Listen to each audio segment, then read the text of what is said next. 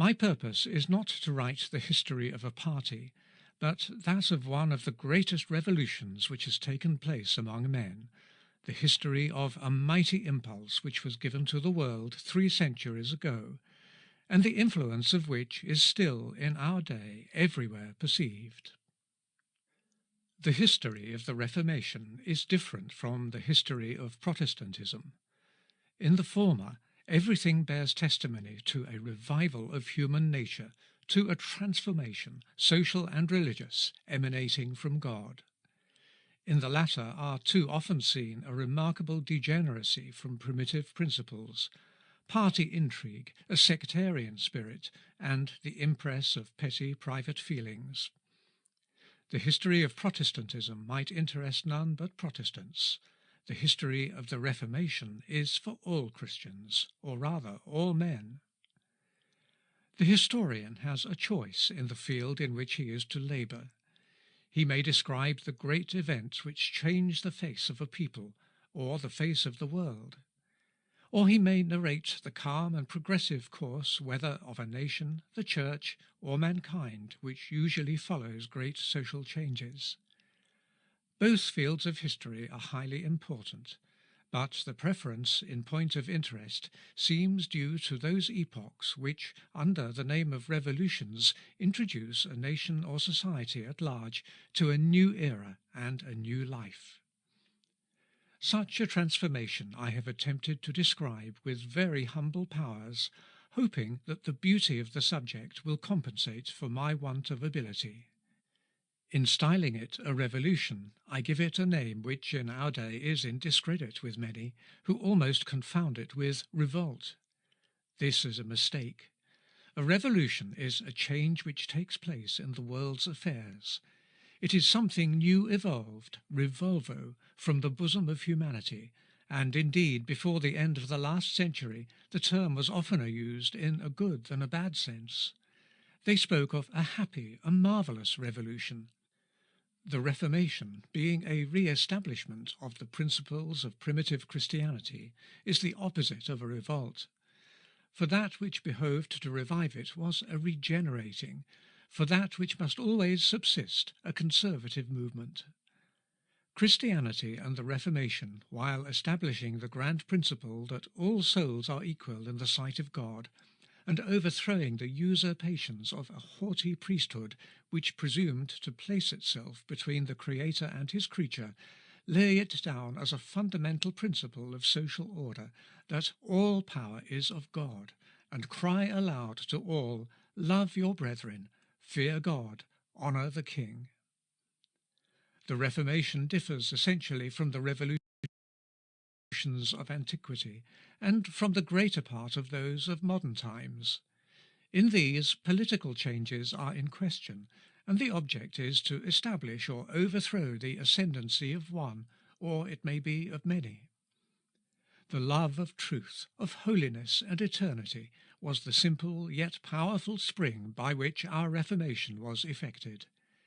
It marks a step which human nature has taken in advance.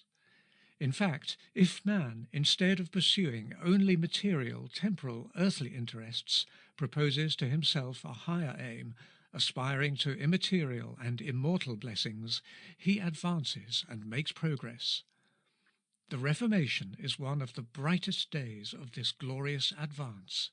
It is a pledge that the new struggle, which is now being decided, will terminate in favour of truth, with a triumph still more pure, spiritual, and splendid. Christianity and the Reformation are the 2 greatest revolutions on record. Unlike the different political movements of which we read, they took place not in one nation merely, but in several nations, and their effects must be felt to the end of the world. Christianity and the Reformation are the same revolution, effected at different times and under different circumstances. They vary in secondary features, but are identical in their primary and principal lineaments. The one is a repetition of the other. The one ended the old world, the other began the new world. The Middle Ages lie between. The one gave birth to the other, and if in some respects the daughter bears marks of inferiority, she, on the other hand, has her own peculiar properties. One of these is the rapidity of her action. The great revolutions which have issued in the fall of a monarchy and the change of a whole political system, or which have thrown the human mind on a new course of development, were slowly and gradually prepared. The old power had long been undermined, and its principal buttresses had one after another disappeared. It was so on the introduction of Christianity. But the Reformation is seen at the first glance to present a different aspect. The Church of Rome appears under Leo X in all its power and glory. A monk speaks, and over the half of Europe this power and glory crumble away, thus reminding us of the words in which the Son of God announces his second advent, "As the lightning cometh out of the east, and shineth even unto the west, so shall also the coming of the Son of Man be." Matthew 24, verse 27. This rapidity is inexplicable to those who see in this great event only a reform, and regard it as simply as an act of criticism which consisted in making a choice among doctrines, discarding some, retaining others, and arranging those retained so as to form them into a new system. How could a whole nation, how could several nations, have so quickly performed an operation so laborious?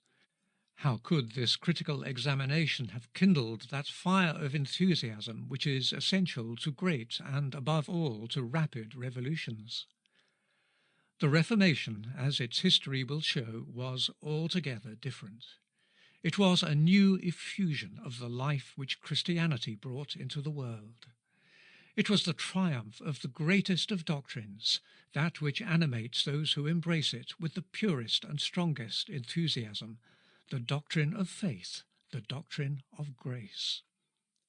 Had the Reformation been what many Catholics and many Protestants in our day imagine, had it been that negative system of negative reason which childishly rejects whatever displeases it and loses sight of the great ideas and the great truths of Christianity, it had never passed the narrow limits of an academy, a cloister, or a cell.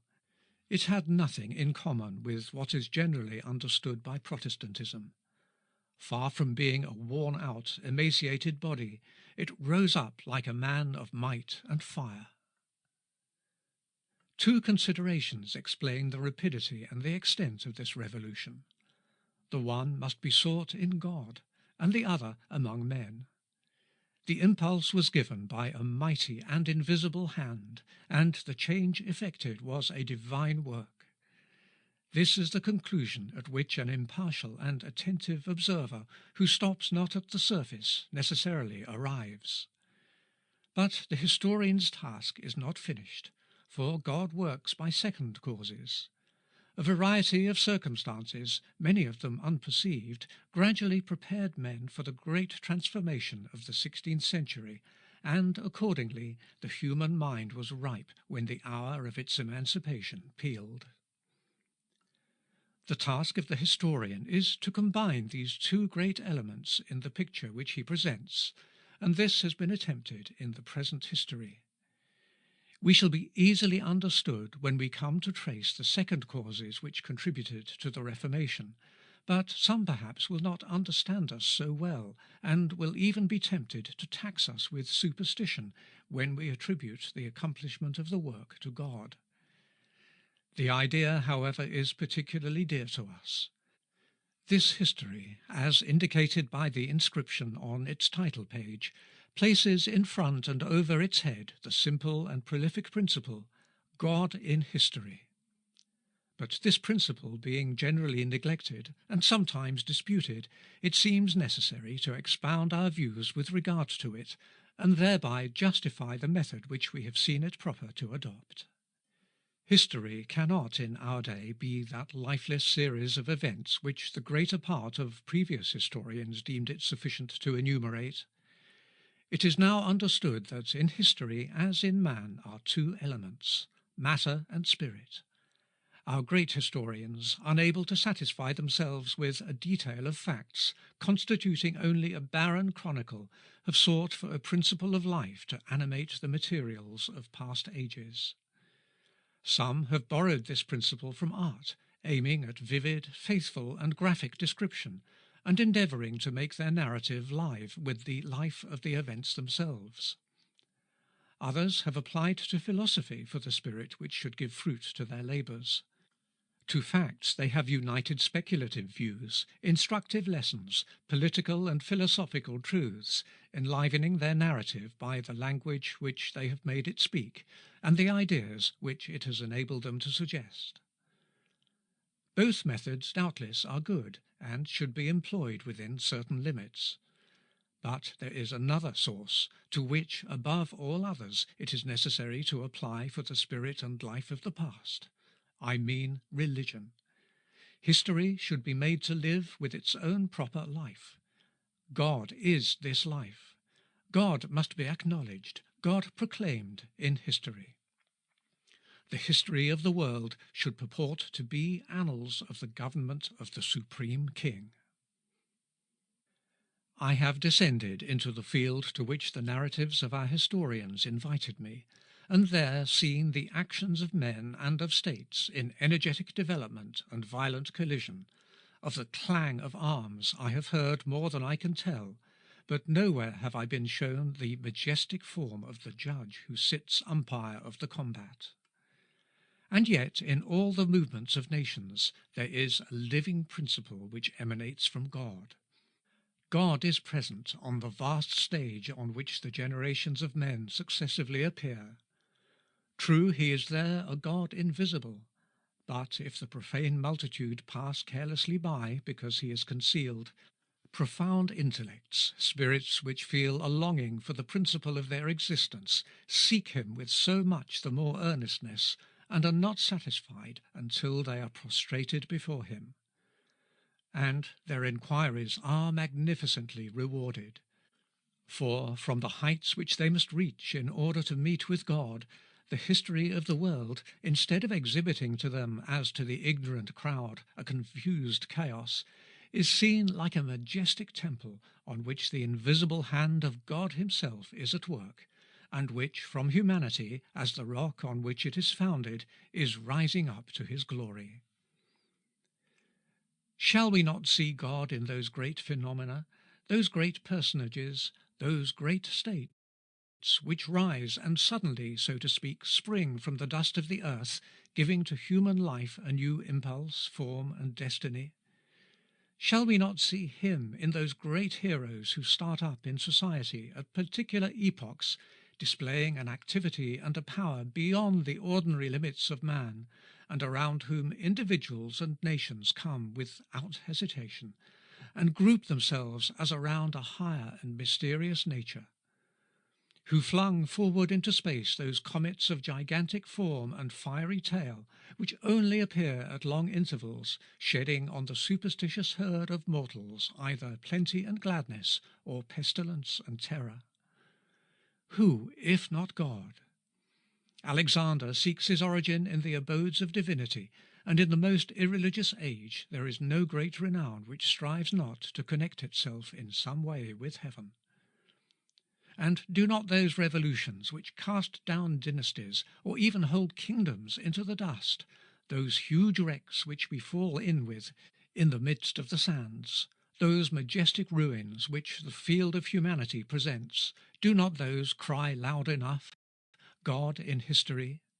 Gibbon, sitting amid the wrecks of the Capitol, and contemplating the venerable ruins, acknowledges the intervention of a higher power. He sees, he feels it, and in vain would turn away from it.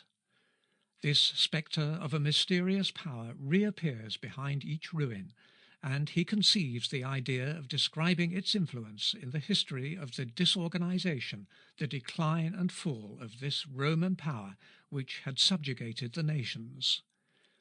This powerful hand which a man of distinguished genius, one, however, who had not bent the knee before Jesus Christ, perceives athwart scattered fragments of the tomb of Romulus, reliefs of Marcus Aurelius, busts of Cicero and Virgil, statues of Caesar and Augustus, trophies of Trajan, and steeds of Pompey, shall we not discover amid all ruins and recognize as the hand of our God?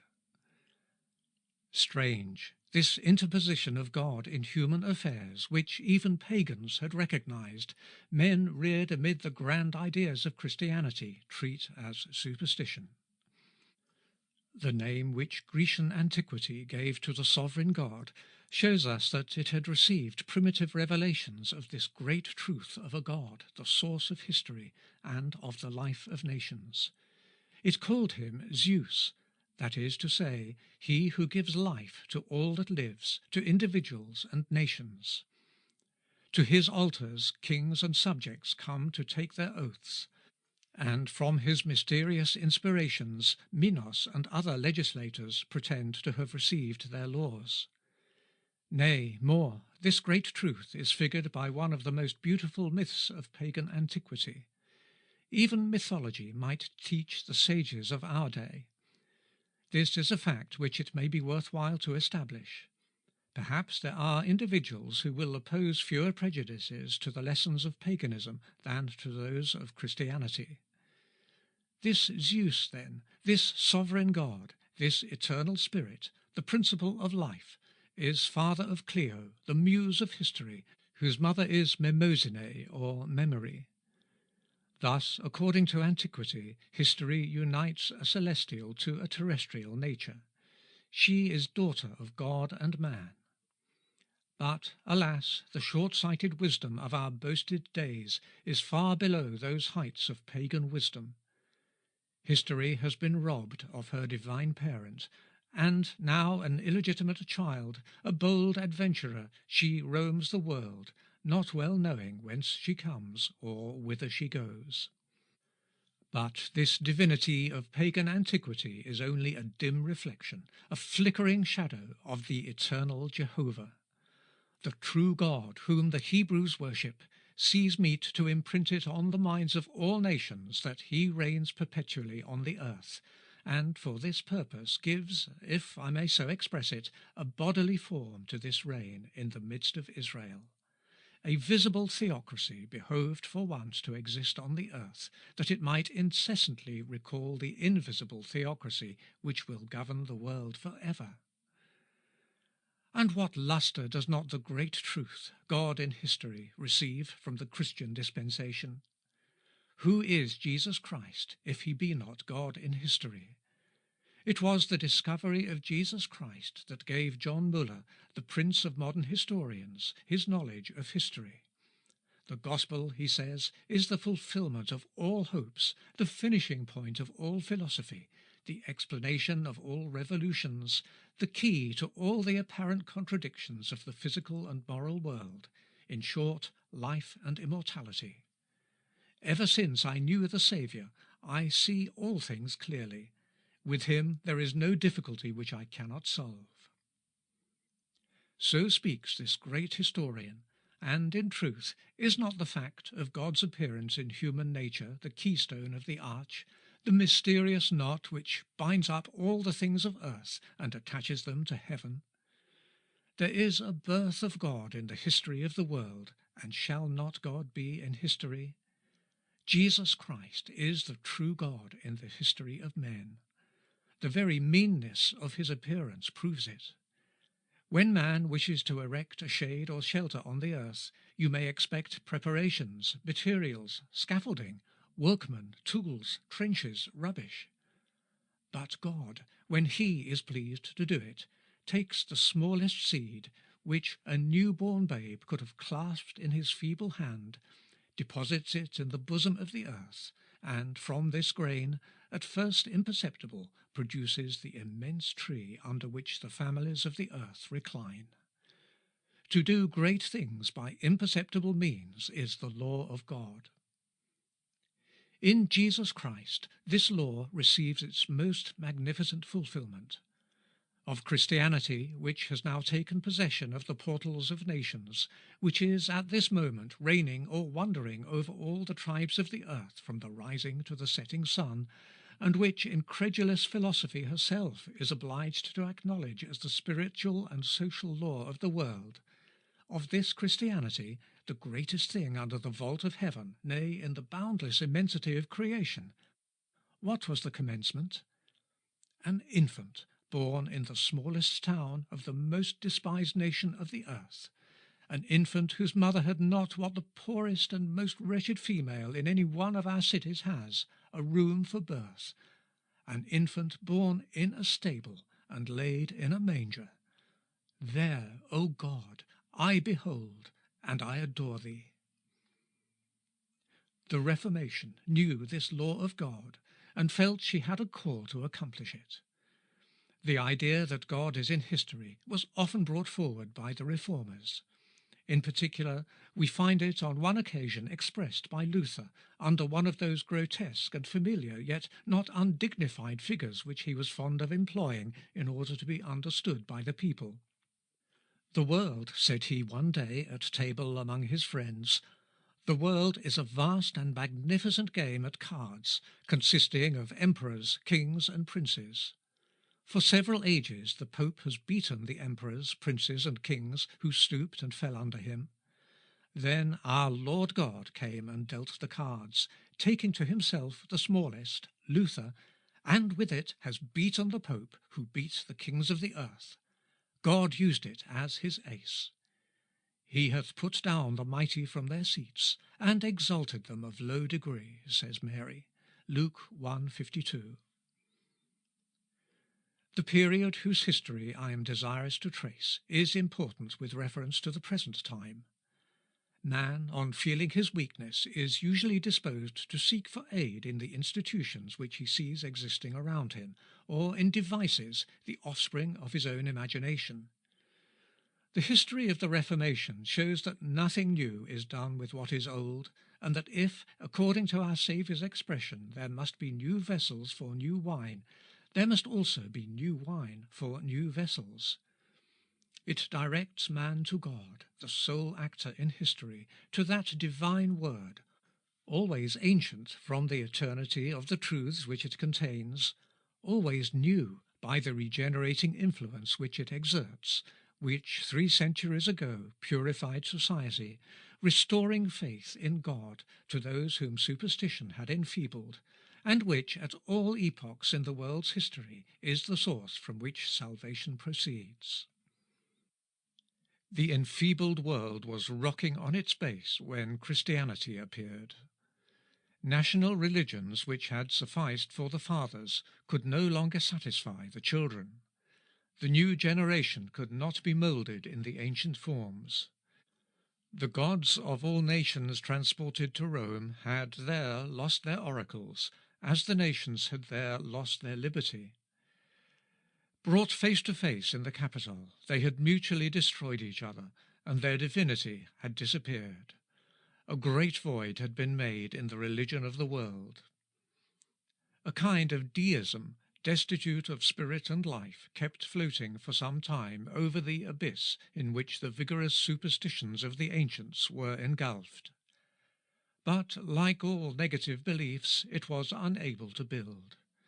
Narrow national distinctions fell with the gods, and the nations melted down into one another. In Europe, Asia, and Africa there was now only one empire, and the human race began to feel its universality and its unity. Then the Word was made flesh. God appeared among men, and as a man, to save that which was lost. In Jesus of Nazareth dwelt all the fullness of the Godhead bodily. This is the greatest event in the annals of the world. Ancient times had prepared it, new times flow from it. It is their centre, their bond, and their unity. Thenceforth all the popular superstitions were without meaning, and the slender remains which they had saved from the great shipwreck of infidelity sank before the majestic Sun of eternal truth. The Son of Man lived 33 years here below, curing the sick, instructing sinners, having no place where to lay his head, yet displaying, in the depths of this humiliation, a grandeur, a holiness, a power and divinity which the world had never known. He suffered, died, rose again, and ascended to heaven. His disciples, beginning at Jerusalem, traversed the empire and the world, everywhere proclaiming their Master, the author of eternal salvation. From the heart of a nation which stood aloof from all nations came forth a mercy which invited and embraced all. A great number of Asiatics, Greeks, and Romans, till then led by priests to the feet of dumb idols, believed the word which suddenly illumined the earth like a sunbeam, as Eusebius expressed it. A breath of life began to move over this vast field of death. A new people, a holy nation, was formed among men, and the astonished world beheld, in the disciples of the Galilean, a purity, a self-denial, a charity, a heroism, of which it had lost even the idea. Two principles in particular distinguished the new religion from all the human systems which it drove before it. The one related to the ministers of worship, the other to doctrine. The ministers of paganism were, in a manner, the gods whom the human religions worshipped. The priests of Egypt, Gaul, Scythia, Germany, Britain, and Hindustan led the people so long, at least, as the eyes of the people were unopened. Jesus Christ, no doubt, established a ministry, but he did not found a particular priesthood.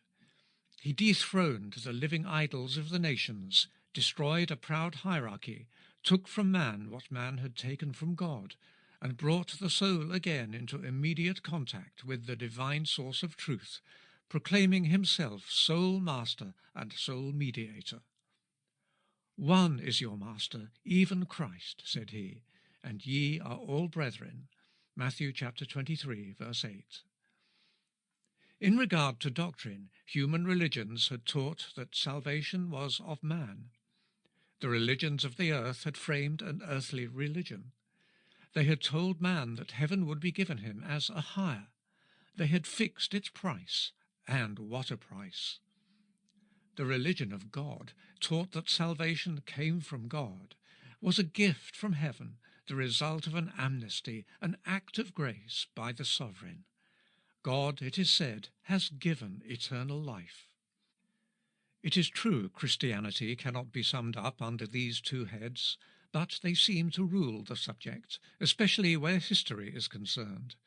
And as we cannot possibly trace the opposition between truth and error in all points, we must select those of them which are most prominent. Such, then, were two of the constituent principles of the religion which at that time took possession of the empire and of the world. With them we are within the true landmarks of Christianity. Out of them Christianity disappears.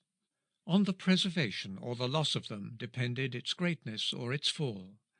They are intimately connected, for it is impossible to exalt the priests of the Church or the works of believers without lowering Jesus Christ in his double capacity of mediator and redeemer.